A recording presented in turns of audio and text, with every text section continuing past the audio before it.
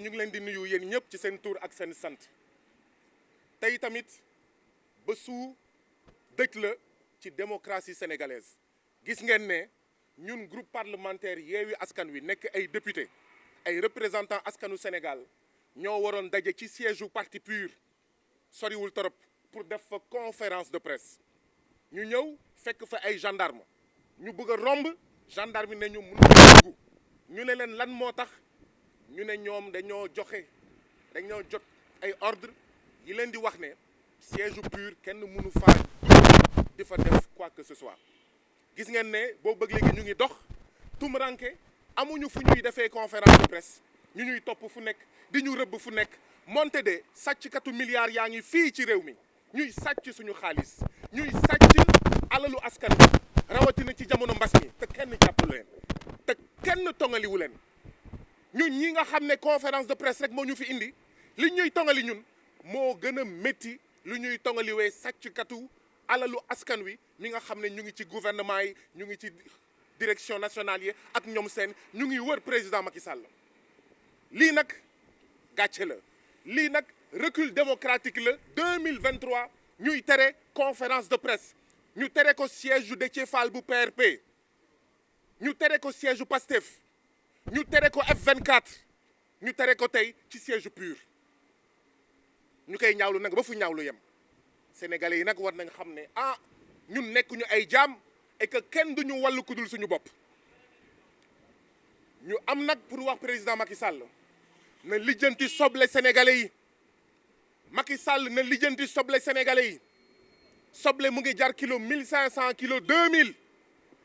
ñaari soble yii maa ngi ko jënd tey ci boutique nee nañ libre la 600 francs ñaari soble libre ñu ne 600 francs président Macky Sall na lijjanti soble sénégalais yi na lijjanti dundinu sénégalais yi sénégalais yi sonn nañu na lijjanti lii te bàyyi Ousmane Sonko na lijjanti lii te bàyyi les 1000 détenus politiques la vie coûte cher la vie est chère suñu jigéen yi suñu yaay yi sonn nañu suñu soxna yi sonn nañu ndaxte gisatuñu soble te bu ñu demee ñu ne leen liibaru soble ñaar yi liibar la 600 francs au lieu que mu lijjanti dundinu sénégalais yi au lieu que mu toppatoo jafe-jafe sénégalais yi muy tëj Khalifa Sall muy tëj Karim Wade tey mu tëj le chef de l'opposition président Ousmane Sonko ak 1000 détenus politiques lii moo tax lijjantiwul dundinu sénégalais yi nous sommes venus aujourd'hui pour dénoncer énergiquement et avec force cette énième forfaiture antidémocratique et liberticide du président Macky Sall. C'est le groupe parlementaire Yewwi Askan Wi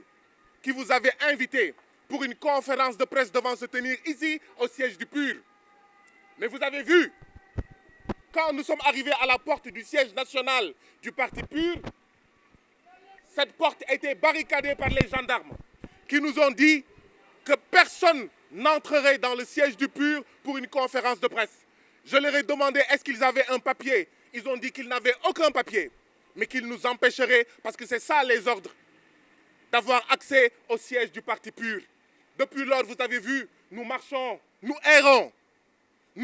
à travers les rues de Dakar pour trouver un siège. Après avoir barricadé le siège du parti de Déthié Fall, PRP, après avoir empêché les tenues des réunions du F24, après avoir barricadé et procédé à la dissolution administrative du parti PASTEF, aujourd'hui, c'est le siège du parti PUR qui est barricadé, qui est empêché d'être utilisé par les citoyens sénégalais. Quel recul démocratique!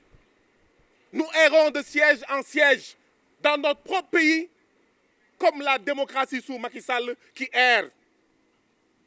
Et nous dénonçons cela. C'est à nous, Sénégalais, de le dénoncer. Si nous ne pouvons même pas tenir des conférences de presse pour parler de la vie chère qui assaille aujourd'hui les Sénégalais, vie chère qui est marquée notamment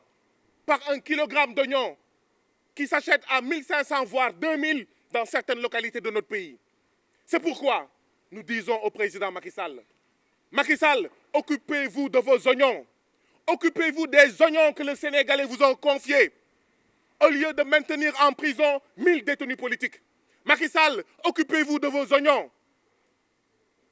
Au lieu de travailler nuit et jour à empêcher la candidature du président Ousmane Sonko. Macky Sall,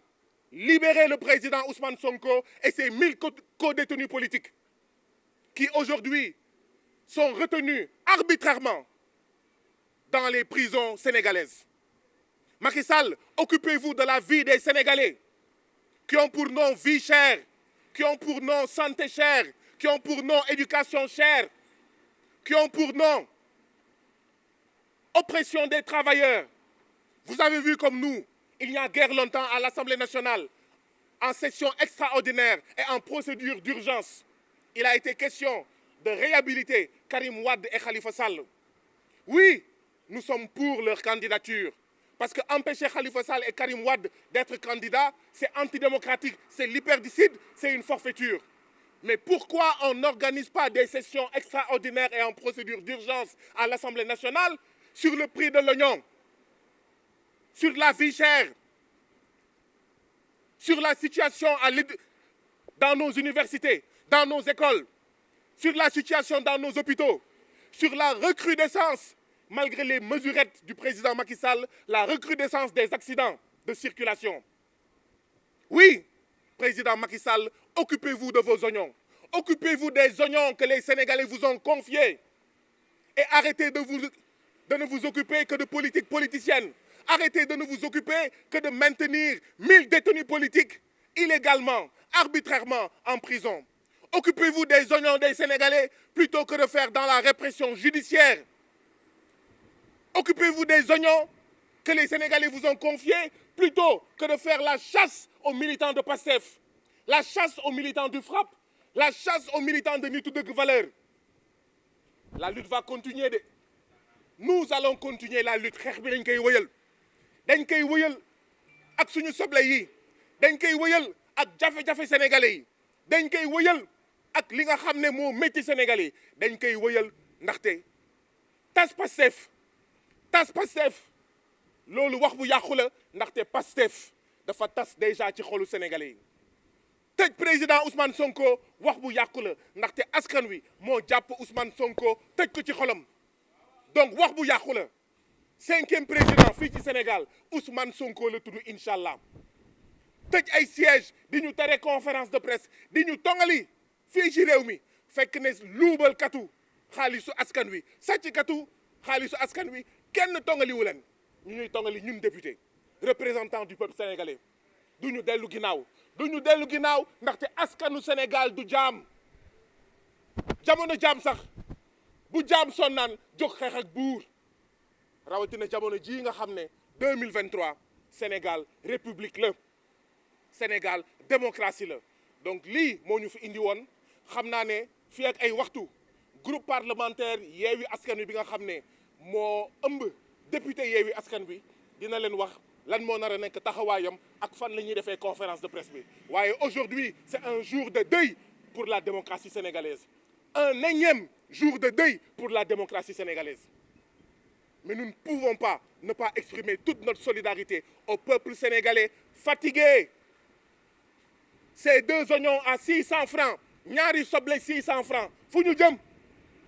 jëm kan moo ñuy wàllu kenn duñu wàllu ku dul suñu bopp ñun askanu Sénégal kenn duñu wàllu lii dal askanu Sénégal nag